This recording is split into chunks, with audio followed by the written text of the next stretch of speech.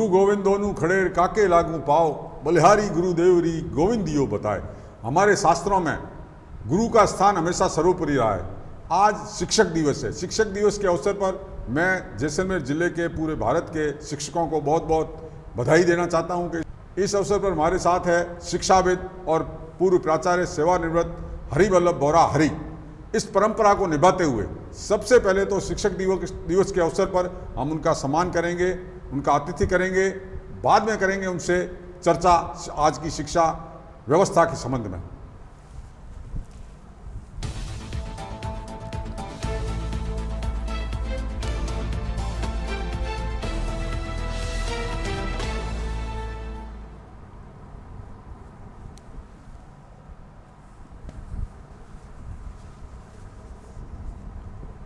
नमस्कार बोरा जी। नमस्ते। आप हमारे चैनल पे पधारे, आपका बहुत बहुत स्वागत है। भारतवर्ष में शिक्षक और गुरु और शिष्य की परंपरा हमेशा सर्वोपरि रही है, महान रही है।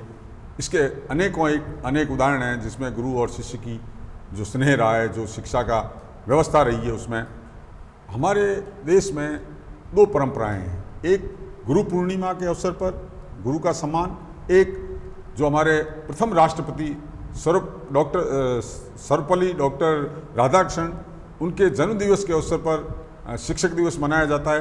ये दो तरह के शिक्षक परंपरा हमारे देश में है। तो इस अवसर पर मैं आपसे इस संबंध में चर्चा करना चाहूँगा कि ये दोनों किस तरह से दोनों का महत्व है अपना अपना। पहले तो डेजर्ट स्टॉर्म के परिवार को और ब्यूरो चीफ होने के नाते विमल जी आपका बहुत बहुत धन्यवाद।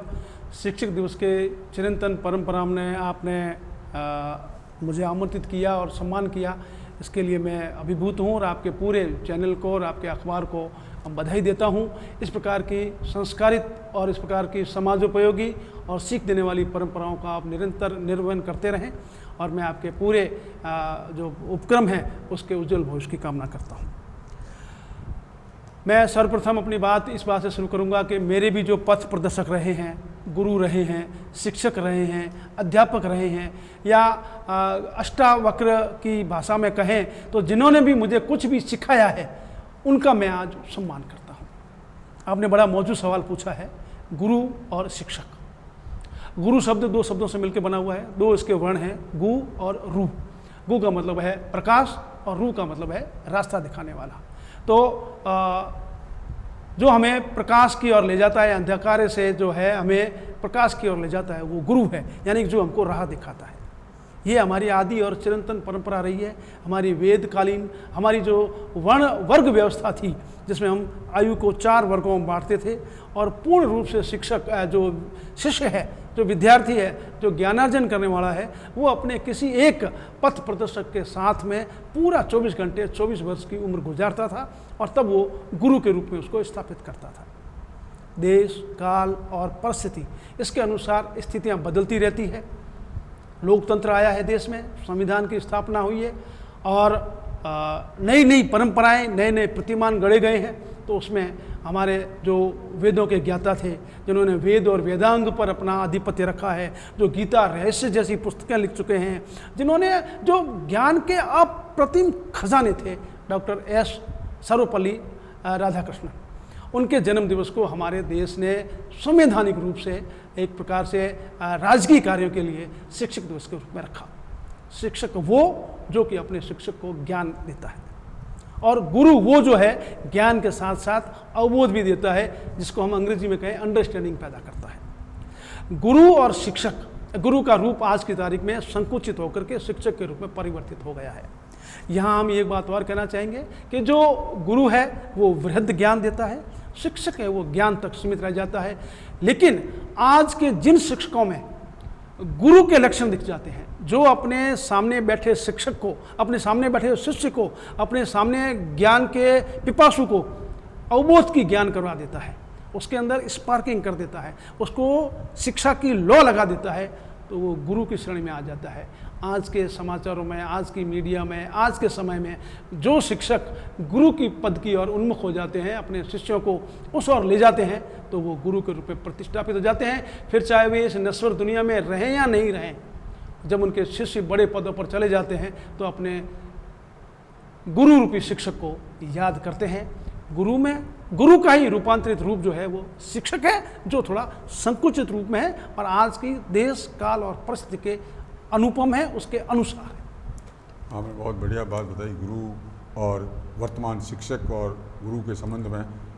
आपसे इस बारे में और चर्चा करना चाहूँगा कि आज के परिप्रेक्ष्य में जो शिक्षा का बदल गया है, पहले गुरुकुल में जिस तरह से शिक्षा होती थी वही गुरु होते थे, वही शिक्षक होते थे, और आज के परिप्रेक्ष्य में शिक्षा तक ही गुरु सीमित रह गया है, जैसा आपने भी बताया। तो इस बदलते दौर में आपका क्या सोचना है? पूर्व में जो शासन प्रणाली थी, जब मैं गुरु की बात करता हूँ, गुरु परंपरा की हम जब बात करते हैं, उसमें करते हैं, तो गुरु के भरण पोषण का, गुरु आश्रम को चलाने का पूरा काम राज्य की सत्ता करती थी।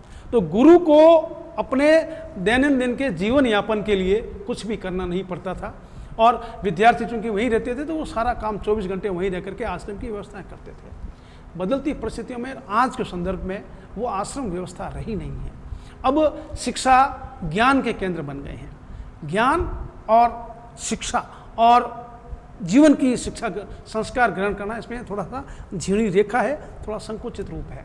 शिक्षक आज जीविकोपार्जन के लिए वेतन पर नौकरी के द्वारा जो मिलने वाले भत्ते हैं, मानदेय हैं, उसके ऊपर आश्रित हो गया है। तो जैसे उसको मिलने वाली सहायता और उसको मिलने वाला जो ओहदा था वो कम हुआ है, वैसे ही शिक्षक का भी जो रूप है वो बदल गया है। लेकिन मैं यहाँ एक बात और कहना चाहूँगा कि हमें इस परिस्थिति में भी निराश होने जैसी कोई बात नहीं है। हमारे शिक्षक आज भी गुरु का कार्य निभा रहे हैं।